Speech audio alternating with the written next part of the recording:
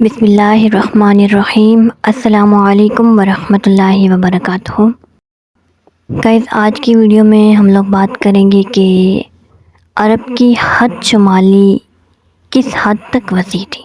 تو اس بارے میں موسیو لیبیان تمدن عرب میں لکھتے ہیں کہ اس جزیرے کی حد شمالی اس قدر صاف اور آسان نہیں ہے، یعنی یہ حد اس طرح قائم ہوئی کہ غزہ سے جو فلسطین کا ایک شہر اور بحر متوسط پر واقع ہے، ایک خط جنوب بحر لوط تک کھینچا جائے اور وہاں سے دمشق اور دمشق سے دریائے فرات تک اور دریائے فرات کے کنارے کنارے لا کر خلیج فارس میں ملا دیا جائے، تو اس خط کو عربستان کی حد شمالی کہہ سکتے ہیں۔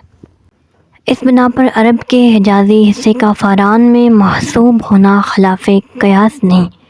تورات میں جہاں حضرت اسماعیل علیہ السلام کی جائے سکونت کا بیان ہے، وہاں یہ الفاظ بھی ہیں کہ وہ حویلہ سے شور تک جو مصر کے سامنے اس راہ میں ہے جس سے شور کو جاتے ہیں بستے تھے۔ اس تحدید میں مصر کے سامنے جو زمین پڑتی ہے وہ عرب ہی ہو سکتا ہے۔ نصارہ کی مقدس کتابوں میں جس قدر اعتنا ہے بنو اسرائیل کے ساتھ ہے، بنی اسماعیل کا ذکر محض ضمنی طور پر آ جاتا ہے، اور اس وجہ سے حضرت اسماعیل علیہ السلام کا عرب میں آباد ہونا بتصریح نہیں ملتا، لیکن مختلف تلمیحات سے مفہوم ہوتا ہے کہ حضرت ہاجرہ علیہ السلام کا عرب میں آباد ہونا ایک مسلمہ امر تھا۔ عہد جدید میں جس کو عیسائی وحی الہی سمجھتے ہیں، پولس کا ایک خط گلیون کے نام ہے، اس میں یہ عبارت درج ہے کہ ابراہیم کے دو بیٹے تھے، ایک لونڈی سے دوسرا آزاد سے۔ پردہ جو لونڈی سے تھا جسم کے طور پر پیدا ہوا، اور جو آزاد سے تھا سو وعدے کے طور پر۔ یہ بات تمثیلی بھی مانی جاتی ہے، اس لیے کہ یہ عورتیں دو عہد ہیں، ایک تو سینا پہاڑ سے جو ہوا وہ نرے غلام جنتی ہے، یہ ہاجرہ ہے کیونکہ ہاجرہ عرب کا کوہ سینہ ہے اور اب کے پروشلم کا جواب ہے۔ اگرچہ معلوم نہیں کہ اصلی عبارت کیا تھی، اردو اور عربی دونوں ترجمے ناصاف ہیں، تاہم اس قدر واضح ہے کہ پولس جو حضرت عیسیٰ علیہ السلام کے سب سے بڑے جانشین ہیں، حضرت ہاجرہ علیہ السلام کو عرب کا کوہ سینہ کہتے تھے۔ اگرچہ حضرت ہاجرہ عرب میں آباد نہ ہوئی ہوتی تو ان کو عرب کا کوہ سینہ کہنا کیا معنی رکھتا ہے؟ سوال یہ ہے کہ ذبیح کون تھے؟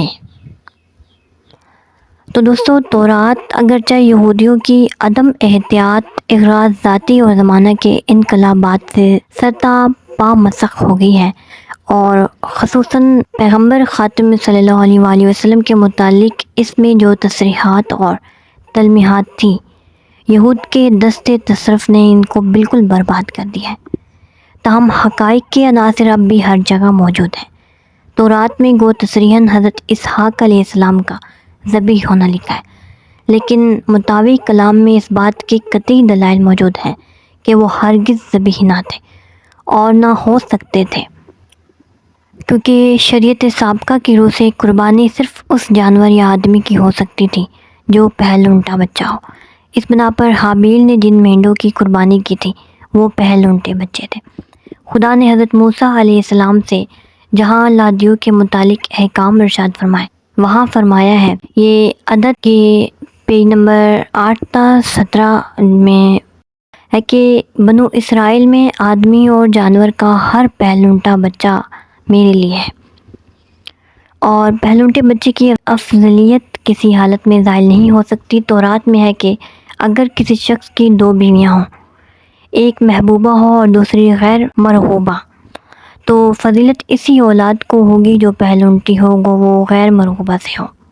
سفر تثنیہ اصحاح نمبر 21 آیت نمبر 15 اور 17 میں ہے کہ وہ اس کی پہلی قدرت ہے اور اسی کو اولاد اولین ہونے کا حق ہے۔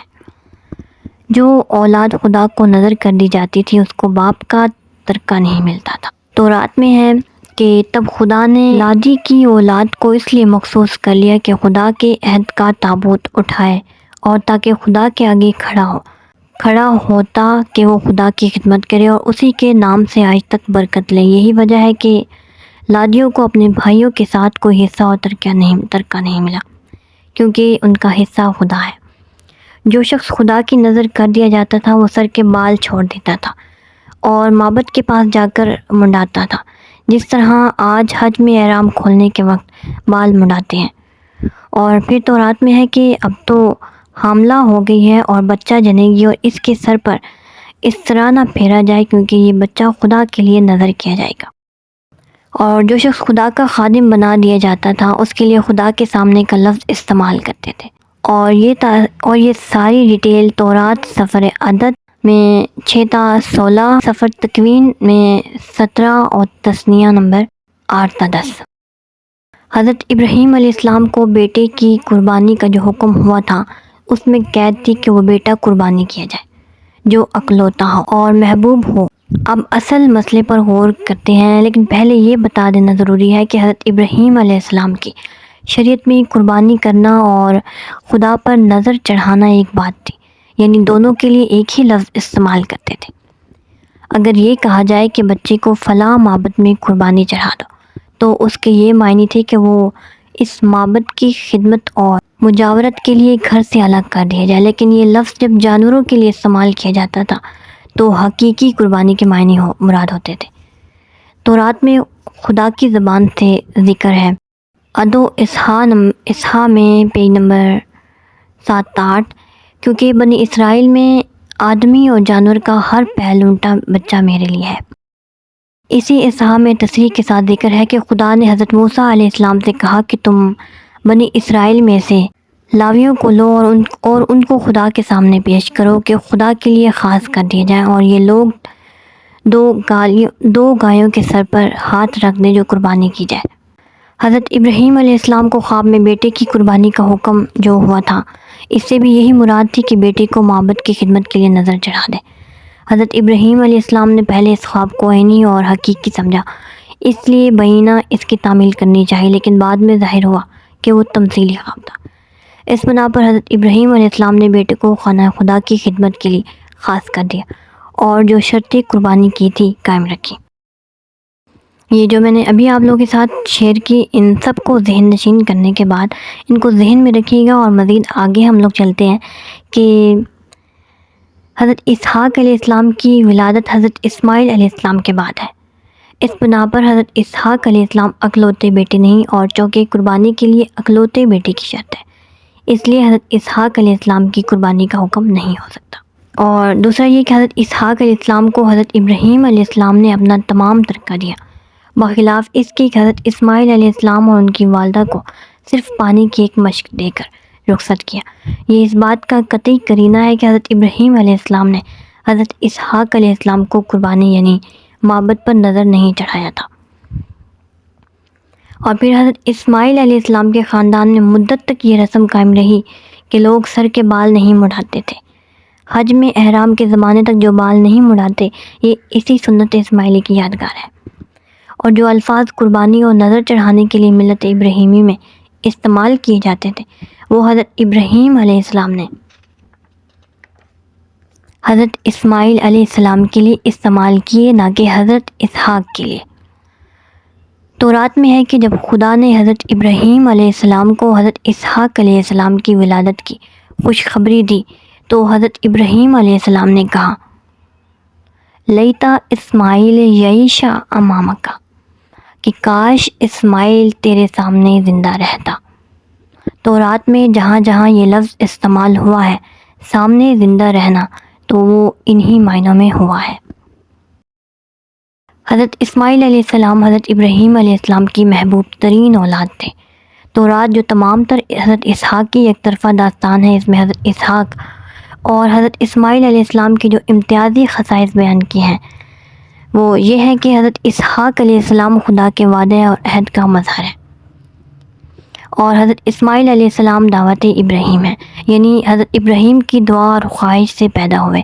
اسی بنا پر خدا نے ان کا نام اسماعیل علیہ السلام رکھا، کیونکہ اسماعیل علیہ السلام دو لفظوں سے مرکب ہے، یعنی کہ سما اور رائل۔ سما کے معنی سننے کے ہیں اور رائل کے معنی خدا کے ہیں، یعنی خدا نے حضرت ابراہیم علیہ السلام کی دعا سن لی۔ تورات میں ہے کہ خدا نے حضرت ابراہیم علیہ السلام سے کہا کہ اسماعیل کے بارے میں نے تیری سن لی۔ حضرت ابراہیم علیہ السلام کو جب خدا نے حضرت اسحاق کی خوشخبری دی تو حضرت ابراہیم علیہ السلام نے اس موقع پر بھی حضرت اسماعیل علیہ السلام کو یاد کیا۔ تو چونکہ حضرت ابراہیم علیہ السلام کو قربانی کا جو حکم ہوا تھا اس میں قید تھی کہ محبوب ترین بیٹا ہو، اس لیے حضرت اسماعیل علیہ السلام ہی ذبح ہو سکتے تھے، نہ کہ حضرت اسحاق علیہ السلام۔ اور تورات میں ہے کہ حضرت اسحاق علیہ السلام کی جب خدا نے بشارت دی تو ساتھ ہی یہ بھی بشارت دی کہ میں اس کی نسل سے ابدی عہد باندھوں گا۔ حضرت اسحاق علیہ السلام کی جب خدا نے بشارت دی تو ساتھ ہی یہ بھی بشارت دی کہ میں اس کی نسل سے ابدی عہد باندھوں گا۔ اور تورات میں ہے کہ پھر خدا نے کہا بلکہ تیری بیوی سارہ تیرے لیے ایک بیٹا جنے گی اور اس کا نام اسحاق علیہ السلام رکھے گا، اور میں ابدی عہد اس کی نسل سے قائم کروں گا۔ تو گائز اس کے متعلق مزید ہم لوگ نیکسٹ ویڈیو میں بات کریں گے۔ آئی ہوپ کہ آج کی ویڈیو آپ لوگوں کو سمجھ آئی ہوگی، اور اس ویڈیو کے متعلق اپنی رائے کا اظہار مجھے ضرور دیجیے گا۔ تھینک یو سو مچ۔ اللہ حافظ۔